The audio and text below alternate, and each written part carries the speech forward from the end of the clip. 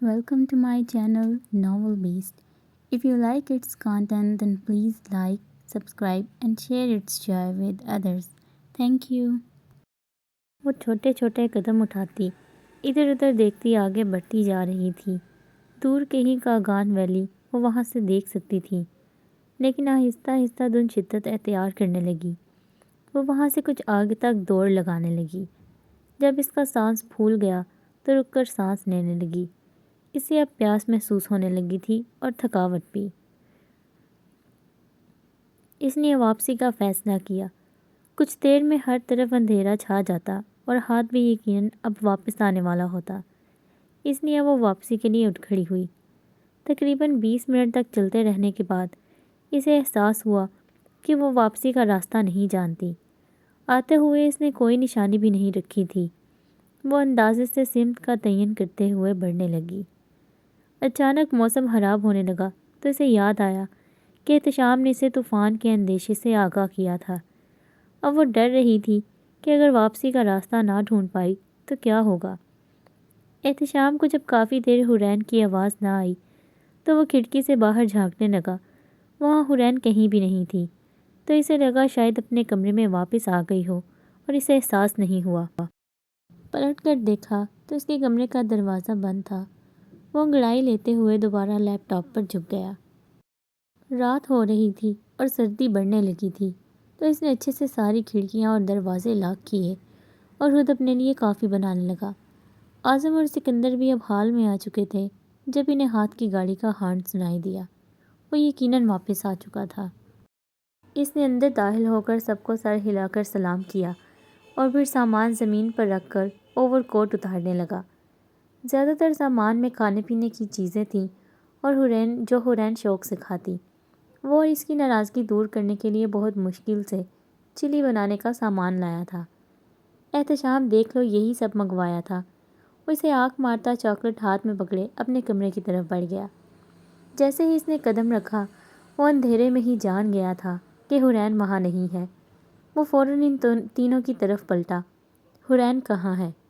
वो तीनों जो चिप्स के पैकेट खोल रहे थे इसे देखने लगे, जबकि एहतशाम का रंग तो एक सवाल पर ही पीला पड़ गया। कमरे में ही होगी। वो तेज़ी से बढ़ता कमरे की तरफ आया। यहाँ नहीं है वो। हाथ गुस्से से चिल्ला उठा था। हट में इसकी भारी आवाज़ गूंज उठी थी। एहतशाम दरवाज़ा खोलकर बाहर की तरफ भागा और हट का चक्कर लगाता इधर उधर देखने लगा। हाथ अपना कोट पकड़े इसके पीछे भागा। इसने एहतशाम को कॉलर से पकड़ लिया। हुरैन कहाँ है एहतशाम? वो पहली बार इसके साथ ऐसे मुखातिब हुआ था। वो शख्स जो बचपन में वहशी सलूक देखकर भी अपने तासुरात छुपा लेता था, आज जिसकी आंखों में खौफ एहतशाम को वाज़ह दिखाई दिया। वो अपने सर में हाथ फेरने लगा। मैं नहीं जानता वो यहाँ थी, बर्फ़ में खेल रही थी। फिर मुझे लगा वो अपने कमरे में चली गई। वो परेशानी से इसे कहने लगा। पहली बार हाथ ने पहली बार खौफ महसूस किया था। क्या वो बर्फ़ में? हाँ, इसने मुझसे कहा कि तुमने इसे इजाज़त दी हाथ। आई एम सो सॉरी यार हाथ मैं। वो इसकी बात सुने बगैर गाड़ी की तरफ भागा और इसमें से टॉर्च निकालने लगा। सर्दी बढ़ने लगी थी। आधे घंटे में मुकम्मल अंधेरा हो जाता और जंगली जानवरों का डर अलग था। वो इधर उधर हुरैन के कदम देखने लगा, जहाँ वो हट से दूर जा रहे हों। अभी तक बर्फ़ गिरना शुरू नहीं हुई थी, इसलिए वो इसके कदमों के निशान को ढूंढने में कामयाब रहा। वो इस तरफ भागा जब एहतशाम भी इसके पीछे भागा। नहीं, तुम यहीं रुको। अगर मैं 3 घंटे तक वापस ना आया तो रेस्क्यू टीम को खबर कर देना। वो इसे हदायत करता भाग गया और एहतशाम अपना सर थामे रह गया। इसके कदमों के निशान अभी तक साफ थे। अंधेरे में वो टॉर्च के ज़रिए तेज़ रफ्तारी से इनका पीछा कर रहा था। रास्ते में पत्थर और दरख्तों की टहनियाँ एक रुकावट थीं, लेकिन अभी सिर्फ इसे हुरैन तक पहुंचना था। एक जगह पर इसका पाँव बर्फ़ से फिसल गया और हाथ ने दरख्त के तने को पकड़कर खुद को ढलान में गिरने से बचाया। अपने पाँव पर खड़े होकर वो फिर इसी रफ्तार से आगे बढ़ने लगा। अंधेरे में वो कुछ भी देख नहीं पा रहा था और अब वो मुसलसल रोते हुए हाथ को पुकार रही थी। اندھیرے میں گرنے سے اس کی بازو بھی زخمی ہو چکا تھا اور درختوں اور پہاڑ سے ٹکرا کر خوفناک آواز پیدا کر رہی تھی۔ وہ کب سے اسی جگہ کا چکر کاٹے جا رہی تھی۔ ہاتھ پلیز مجھے بچاؤ ہاتھ۔ وہ اب وہیں بیٹھ کر رونے لگی۔ آئی ایم سوری، میں آئندہ تمہاری ہر بات مانوں گی، پلیز مجھے یہاں سے لے جاؤ۔ وہ خود سے سرگوشی کرتی ہوئی ہچکیاں بھرتے رونے لگی۔ حورین کو وہاں بیٹھے نہ جانے کتنی دیر ہو چلی تھی۔ شاید اس کا مرنا یہی طے تھا۔ اگر وہ ہاتھ کی بات مانتی تو بھی محفوظ ہوتی۔ جذبات میں آ کر اس نے بہت غلط فیصلہ کر لیا تھا۔ اسے بار بار ایسے لگتا جیسے کوئی جنگلی جانور بہت غصے میں گرا رہا ہو، لیکن وہ بس ہوا کی آواز ہوتی۔ سردی سے وہ کانپنے لگی تھی۔ تبھی اسے اس خوفناک آواز میں کسی اور کی آواز بھی سنائی دی۔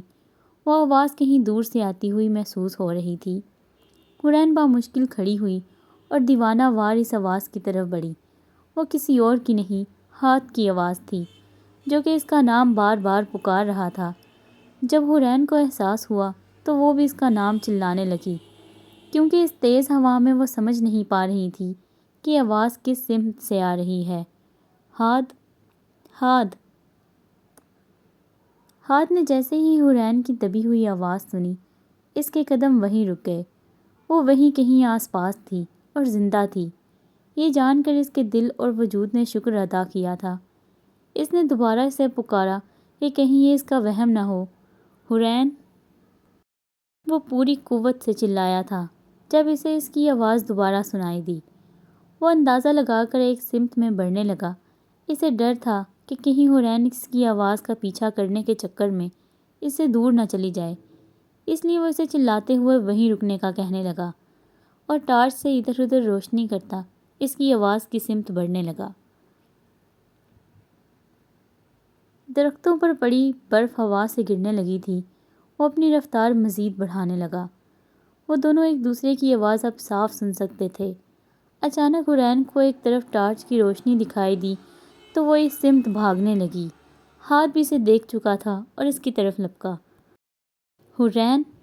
اس تک پہنچتے ہی ہاتھ نے حورین کو اپنی باہوں میں جکڑا تھا اور زمین سے اوپر اٹھا لیا۔ اسے اپنے پاس پا کر وہ پھوٹ کر رونے لگی۔ مجھے معاف کر دو ہاتھ، کانپتے ہوئے وہ بامشکل کہہ رہی تھی، جب اس نے حورین کا چہرہ دونوں ہاتھوں میں تھام لیا۔ وہ خوف زدہ تھا کہ کہیں اسے کھو نہ دے۔ وہ روتی ہوئی حورین کو چومنے لگا۔ پیشانی، چہرہ، آنکھیں، اس نے حورین کی آنکھوں سے بہتے موتی اپنے لبوں سے چن لیے۔ وہ پھر اسے سینے سے لگا کر حورین کی کمر سہلانے لگا۔ وہ لگاتار اس سے معافی مانگے جا رہی تھی۔ مجھے لگا میں مر جاؤں گی۔ اس نے حورین کے لبوں پر اپنی انگلی رکھ دی۔ میں آ گیا ہوں نا، تو تمہیں ڈرنے کی ضرورت نہیں۔ اسے بری طرح کانپتے دیکھ کر ہاتھ نے اپنا کوٹ اتارا اور اس کے کندھوں پر ڈال کر اسے پہنانے لگا۔ اب حورین مل گئی تھی تو وہ جلد از جلد واپس جانا چاہتا تھا۔ ویسے بھی وہ کافی دیر سے اس سردی میں تھی۔ اس نے حورین کے دستانوں میں چھپے ہاتھ تھامے اور اپنے قریب لا کر سانسوں سے انہیں گرم کرنے لگا۔ چلو شاباش، ہمیں واپس چلنا ہے۔ اس حورین کا ہاتھ دباتا وہ سسک اٹھی۔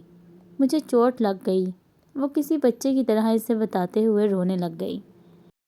اس نے کوٹ ہٹا کر دیکھا تو اس کی بازو بری طرح سوج چکی تھی۔ وہ نرمی سے چھوتا پھر سے اسے کوٹ کے نیچے ڈھکنے لگا اور حورین کا دوسرا ہاتھ تھام کر اسے کھینچتا ایک سمت بڑھنے لگا۔ اس کی آنکھیں سرخ ہو رہی تھیں اور رگیں تن چکی تھیں۔ حورین اپنا سارا وزن اس کے ساتھ ڈالے آہستہ آہستہ چل رہی تھی۔ کافی وقت سے سردی میں رہنے سے اس کے مسلز اکڑ چکے تھے اور اسے یہ بہت مشقت بھرا کام لگ رہا تھا، جبکہ ہاتھ کو واپس جانے کی جلدی تھی۔ وہ جانتا تھا کہ کسی بھی وقت طوفان آ سکتا ہے۔ اب انہیں چلتے ہوئے کچھ منٹ ہی ہوئے تھے جب تیز ہوا کے ساتھ برف گرنے لگی اور ان دونوں نے مل کر بھیانک طوفان کی شکل اختیار کر لی۔ ہاتھ کے پکڑے ہونے کے باوجود حورین دوسری بار منہ کے بل گرنے سے بچی۔ اس طوفان سے ان کی رفتار مزید سست ہو گئی۔ تازہ برف جو کہ نرم تھی، ایک الگ عذاب تھا۔ ان دونوں کے پاؤں اس میں دھس رہے تھے۔ ہاتھ کو تو اس پر چلنے کا طریقہ تھا، لیکن حورین کمزوری کی وجہ سے برف میں پھنس جاتی۔ ہاتھ کو لگا کہ اس رفتار سے وہ دونوں وہیں مر جائیں گے، اور اگر حورین کی ٹانگیں کہیں برف میں پھنس گئیں تو اسے اس کی ٹانگ کو کاٹنا پڑے گا۔ اس نے حورین کو روکا اور ٹارچ برف پر رکھ دی۔ وہ خود اس کے سامنے ایک گھٹنے پر بیٹھ گیا۔ کمر حورین کی طرف تھی۔ جلدی کرو، مجھ پر چڑھ جاؤ۔ وہ ہاتھ کے اشارے سے اسے اپنی کمر پر چڑھنے کا کہہ رہا تھا۔ ایسے حالات میں حورین کو گود میں اٹھانے کا مطلب ان دونوں کی موت تھا۔ اسے اپنے ہاتھ فارغ چاہیے تھے، اس میں ایک قدم بھی اٹھانے کی ہمت نہیں تھی۔ شاید اسی لیے بنا کسی شور اور احتجاج کے اس نے اپنے بازو ہاتھ کی گردن کے گرد لپیٹ لیے۔ اس نے حورین کو گھٹنوں سے تھاما اور اس کی دونوں ٹانگیں اپنے گرد لپیٹتا سامنے لے آیا تاکہ حورین کی پکڑ اس پر مضبوط رہے۔ پھر وہ خود ٹارچ اٹھا کر کھڑا ہو گیا اور برف پر چلنے لگا۔ دنیا میں سب سے مشکل کاموں میں سے ایک برف پر چلنا ہے، اور وہ آپ کو کسی دلدل کی طرح خود میں کھینچ لیتی ہے۔ ایک ہاتھ میں ٹارچ تھامے اور دوسرا ہاتھ اپنے چہرے کے سامنے کیے چل رہا تھا تاکہ ہوا اور برف کے تھپیڑوں سے خود کو بچا سکے۔ حورین کے دانت اب مسلسل آپس میں بج رہے تھے۔ وہ ہاتھ کے کندھے پر سر رکھے، آنکھیں بند کیے اسے مضبوطی سے تھامے تھی، جبکہ ہاتھ کو یہ پریشانی کھائے جا رہی تھی کہ وہ کہیں کسی غلط جگہ قدم نہ رکھ لے۔ ایسی صورت میں وہ دونوں برف کے نیچے دھنس جاتے اور کچھ ہی وقت میں مر جاتے۔ وہ اپنی پوری طاقت سے حورین کو اٹھائے آگے بڑھتا جا رہا تھا۔ وہاں سے ہٹ تک جانے کا شارٹ کٹ وہ جانتا تھا، لیکن ایسے حالات میں کتنا وقت لگتا یہ بتانا مشکل تھا۔ اتنی تیز برف باری میں وہ 2 فٹ سے آگے دیکھ نہیں پا رہا تھا۔ وہ حورین کی پکڑ خود پر ڈھیلی پڑتی محسوس کر رہا تھا۔ حورین، مجھے مضبوطی سے پکڑو، وہ اس کا پاؤں ہلاتے کہنے لگا۔ اسی اصطلاح میں اس کا پاؤں پھسلا اور وہ گھٹنوں کے بل برف پر گر گیا۔ برف کے نیچے شاید کوئی پتھر تھا، کیونکہ اس کا بایاں گھٹنا کسی سخت چیز سے ٹکرایا تھا۔ وہ اتنی سردی میں درد کی شدت بھی زیادہ تھی۔ وہ ایک ہلکا سا سویٹر پہنے تھا، اور اس نے برف سے بھی ٹھنڈے پانی میں خود کو ٹرین نہ کیا ہوتا تو شاید ہار مان چکا ہوتا۔ وہ اس تکلیف کو نظر انداز کرتا کھڑا ہو گیا اور پھر سے حورین کی پکڑ خود پر محسوس کرنے لگا۔ حورین کمزور اعصاب کی مالک تھی اور وہ اپنے حواس کھونے لگی تھی۔ سردی سے اس کا رنگ بھی نیلا پڑنے لگا تھا۔ ہاتھ کو چلتے ہوئے 1 گھنٹہ ہو چکا تھا۔ وہ جتنا بھی مضبوط تھا لیکن قدرت سے مقابلہ نہیں کر سکتا تھا۔ اسے اپنے ہاتھ اور پاؤں میں کوئی احساس محسوس نہیں ہو رہا تھا۔ وہ پریشان تھا کہ حورین کا کیا حال ہو گیا۔ وہ اسے پکارنے لگا تو حورین نے کوئی جواب نہ دیا۔ اس کا اپنا سانس اب ٹوٹنے لگا تھا۔ اس نے حورین کو گھٹنوں سے پکڑ کر ہلایا تو وہ کی سرگوشی کر کے پھر خاموش ہو گئی۔ کم از کم وہ زندہ تو تھی۔ فی الوقت ہاتھ کے لیے یہی بہت تھا۔ وہ ایک درخت کے تنے کو تھام کر رکا اور سانس بحال کرنے لگا اور پھر سے چلنے لگا۔ مزید آدھے گھنٹے چلتے رہنے کے بعد ہاتھ کو لگ رہا تھا وہ گر جائے گا، لیکن وہ جانتا تھا کہ ہٹ قریب ہے، بہت قریب۔ لیکن اس قدر برف باری میں ہٹ کو دیکھنا ناممکن تھا۔ اگر وہ اس کی لوکیشن اچھے سے نہ جانتا تو اس کے قریب سے گزر جاتا، لیکن اسے احساس بھی نہ ہوتا۔ اس نے اپنا چہرہ آسمان کی طرف بلند کیا، جہاں صرف ان پر گرتی برف ہی دکھائی دے رہی تھی۔ اگر وہ مرتا تو چاہے مر جائے، لیکن حورین کو وہ کچھ نہیں ہونے دیتا۔ ایک بار پھر اس نے ٹھنڈا سانس بھرا اور چل دیا۔ محض آدھے گھنٹے کا فاصلہ اس نے 2 گھنٹے سے زیادہ میں طے کیا تھا۔ احتشام 3 گھنٹے گزرنے کے بعد سے ریسکیو ٹیم کو کال کر رہا تھا، لیکن وہ لوگ بھی طوفان ختم ہونے سے پہلے کچھ نہیں کر سکتے تھے۔ اب وہ کوٹ پہنے خود باہر جا کر انہیں ڈھونڈنے کی تیاری کر رہا تھا جب اعظم کو کوئی روشنی دکھی۔ ہاتھ ہٹ کے قریب تھا اور برف باری کی وجہ سے وہ اس روشنی کو بھی تب دیکھ پائے جب وہ کافی قریب پہنچ گیا۔ احتشام ہٹ سے باہر طوفان میں بھاگا۔ ہاتھ کا چہرہ نیلا ہو چکا تھا اور چہرے پر برف جمی ہوئی تھی۔ یہ محض اس کے مضبوط اعصاب اور ہمت ہی تھی کہ وہ حورین کو گود پر اٹھائے اسے تیز طوفان سے ہوتا ہوا لے آیا تھا۔ احتشام نے جب انہیں سہارا دینا چاہا تو ہاتھ نے اسے ہاتھ کے اشارے سے دور ہی رہنے کا کہا اور حورین کو لے کر ہٹ میں چلا گیا۔ ہٹ میں داخل ہوتے ہی خاموشی چھا گئی۔ اعظم اور سکندر بھی دل میں اس کی داد دیے بغیر نہ رہ پائے۔ ہاتھ نے حورین کو اپنی کمر سے اتارا کر فوراً گود میں اٹھا کر اپنے کمرے کی طرف بھاگا۔ وہ بہت دھیمی سانسیں لے رہی تھی، اس کی خود کی سانس بار بار اکھڑ رہی تھی، لیکن ابھی حورین اور خود کو تیزی سے گرم کرنا ضروری تھا۔ وہ اسے سیدھا باتھ روم لے گیا اور گرم پانی کا شاور پوری تیزی سے چلا دیا۔ برف سے زیادہ ٹھنڈے وجود پر جب گرم پانی پڑا تو حورین اس جلن سے ایک دم چھٹپٹا اٹھی۔ ہاتھ نے اسے مضبوطی سے تھام لیا اور حورین کو گلے لگائے شاور کے نیچے کھڑا رہا۔ گرم پانی ہر طرف سے اس پر گرتا، ٹائلز لگے فرش پر بہہ جاتا۔ حورین کے دانت آپس میں کھٹکھٹا رہے تھے اور وہ بری طرح کانپ رہی تھی۔ ہاتھ بھی تیزی سے سانس کھینچ رہا تھا، لیکن پھر وہ اس کی روانی درست کرنے لگا۔ وہ اسے خود سے لگائے 20 منٹ تک ایسے ہی کھڑا رہا۔ جب اسے اپنے ہاتھوں اور پیروں میں خون دوڑتا ہوا محسوس ہوا، اس نے خود کو حورین سے جدا کرنا چاہا تو وہ جھولنے لگی۔ ہاتھ اس کا چہرہ تھپتھپانے لگا تو اس نے اپنا رخ بدل لیا۔ حورین ہوش میں آؤ۔ تھکاوٹ اور سردی سے وہ اس وقت نہ تو مکمل بے ہوش تھی اور نہ ہی ہوش میں۔ وہ ہاتھ کی آواز سن سکتی تھی، لیکن اس وقت کوئی صورتحال سمجھ نہیں پا رہی تھی، نہ ہی اس کا جسم اس کا ساتھ دے رہا تھا۔ جب وہ ایسے ہی جھولتی رہی تو ہاتھ نے اپنا ایک بازو اس کے گرد حمائل کر لیا اور اپنے دانتوں سے اسے دستانے اتارنے لگا۔ اپنے دستانے اتار کر اس نے اسی طرح حورین کے دستانے اتارے اور پھر اس کے ٹھنڈے ہاتھوں کو اپنے قریب کر کے چومنے لگا۔ اپنے شوز اتار کر وہ اس کے شوز اتارنے لگا، لیکن وہ خود کھڑی بھی نہیں ہو پا رہی تھی۔ اس بار ہاتھ نے اسے غصے سے پکارا، لیکن وہ جوں کی توں رہی۔ وہ اسے دونوں ہاتھوں سے تھام کر اپنے پاؤں کا انگوٹھا اس کے شوز میں اٹکا کر انہیں اتارنے لگا اور پھر اپنی شرٹ بھی اتار دی۔ اسے اس وقت بے انتہا تھکاوٹ محسوس ہو رہی تھی، لیکن دل و دماغ میں بس جھولتی ہوئی حورین گردش کر رہی تھی۔ ہاتھ شاور بند کر کے اسے سائڈ پر لے آیا۔ حورین ہوش میں آؤ اور لباس تبدیل کرو۔ وہ قریب ہی بڑا ٹاول اٹھا کر حورین کے لمبے گھنے بال خشک کرنے لگا۔ حورین، لیکن اس کی صورتحال ویسی ہی تھی۔ وہاں ماریا اور امارا کوئی بھی نہیں تھا اور گیلے کپڑوں سے اس کی حالت مزید ابتر ہو جاتی۔ وہ گہرا سانس لیتا ادھر ادھر دیکھنے لگا۔ سائڈ پر ایک باتھ روب لٹک رہا تھا۔ اس نے حورین کو ایک بازو سے سنبھالا اور دوسرے ہاتھ اور اپنے دانتوں سے کھینچ کر اس کے کپڑے پھاڑنے لگا۔ اچانک اس کی نظر کوہنی سے اوپر چاقو سے کاٹے ہوئے نشانوں پر پڑی۔ ہاتھ کی پیشانی پر بل پڑنے لگے، لیکن اس نے اسے نظر انداز کر کے باتھ روب اٹھایا اور حورین پر ڈال کر اسے باندھنے لگا۔ اس کے دانت کھٹکھٹانا اب رک چکے تھے، لیکن وہ ابھی بھی کانپ رہی تھی۔ وہ اسے اب باہوں میں اٹھاتا بیڈ تک لے گیا۔ سائڈ پر دھواں نکلتا سوکھ پڑا تھا۔ شاید وہ احتشام رکھ کر گیا تھا، ساتھ میں تھرمامیٹر بھی پڑا تھا۔ وہ حورین کو لٹا کر واپس پلٹ گیا اور پھر خود کو خشک کر کے بیگ سے کپڑے نکالنے لگا۔ وہ اپنا صرف ایک اور سویٹر لایا تھا، اسے تھام کر حورین کے کپڑے نکالنے لگا۔ اپنے گیلے کپڑے بدل کر اس نے حورین کو کپڑے پہنائے اور پھر اس کے دونوں سویٹر بھی پہنا دیے، لیکن وہ تب بھی کپکپا رہی تھی، تو اپنا سویٹر بھی اسے پہنا کر اس پر باتھ روب دوبارہ پہنا دیا۔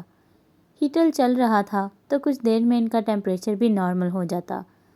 اس نے تھرمامیٹر سے حورین کا ٹیمپریچر چیک کیا تو ابھی بھی کافی کم تھا، جس وجہ سے وہ اسے سوپ نہیں پلا سکتا تھا، ورنہ گرم سوپ پینے سے وہ بیمار ہو جاتی۔ اس نے حورین کو کھینچ کر اپنے سینے سے ٹیک لگا کر بٹھایا۔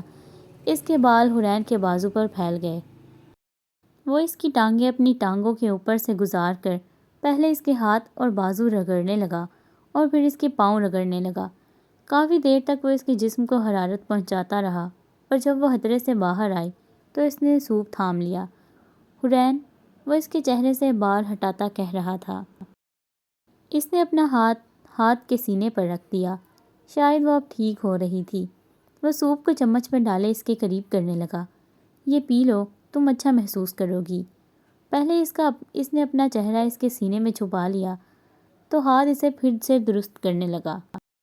یہ پی لو، ورنہ میں زبردستی کروں گا، وہ چمچ اس کے لبوں کو لگاتا کہنے لگا۔ حورین نے جب اپنے لب وا کیے تو سوپ پلانے لگا۔ سوپ پیتے ہی جیسے حورین نے ایک سکھ بھری سانس لی تھی، چھوٹی سی حورین بے ہوشی میں اسے کس قدر معصوم لگی تھی۔